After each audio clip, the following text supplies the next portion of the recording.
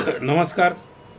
आज तुम्ही जो प्रश्न विचारला त्याचं उत्तर असं आहे की राज्यातल्या आणि देशातल्या बेसुमार भ्रष्टाचार आणि सरकारच्या असमतोलपणा, महागाई आणि सरकारच्या सत्ताधाऱ्याकडून सर्वसामान्य जनतेची सातत्याने होत असलेली फसवणूक आणि राज्यात आणि देशामध्ये सत्ताधारी पक्षांकडून होत असलेला आमदार खासदार खरेदी विक्रीचा व्यवहार हा राज्यातल्या आणि देशातल्या जनतेला पटलेला नाही. त्यामुळं आज महाराष्ट्र राज्यासह देशभरामध्ये मतदानाचा टक्का हा घसरलेला आहे आणि याला जबाबदार निवडणूक आयोगासोबतच राज्य आणि केंद्र सरकारमधलं जे अँटी करप्शन ब्युरो किंवा ईडी म्हणजे अंमलबजावणी संचालनालय हे जितके जबाबदार आहेत तितकेच राज्यकर्ते देखील जबाबदार आहे.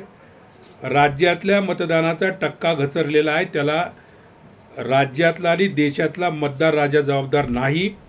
त्याला जबाबदार जो आहे तो राज्य सरकार आणि केंद्र सरकारमधले धोरण भ्रष्टाचार आणि भ्रष्टाचारांना खतपाणी घालून राज्यात आणि देशामध्ये प्रचंड महागाई, डिझेल पेट्रोलचे दर अत्यंत गगनाला, शेतकऱ्यांची 15 लाखाची झालेली फसवणूक, शेतमालावरती निर्यात बंदी, शेतकऱ्यांच्या गेल्या 4 महिन्यात झालेल्या 11,000 आत्महत्या आणि राज्य आणि केंद्र सरकारने भ्रष्टाचाराला दिलेली साथ, या सर्वांमुळं राज्य आणि देशातला मतदानाचा टक्का घसरलेला आहे. याला जितकं राज्य सरकार केंद्र सरकार जबाबदार आहे तितकंच या न्याय यंत्रणा देखील तेवढ्याच जबाबदार आहेत. हा माझा शरद जोशी विचारमंच शेतकरी संघटना अध्यक्ष, राष्ट्रीय निमंत्रक आणि NUBCच्या माध्यमातून जाहीर आरोप आहे. आणि सरकारने जर सुधारलं नाही, आणि याच्यातला आणखीन एक महत्त्वाचा मुद्दा आहे मराठा आरक्षण.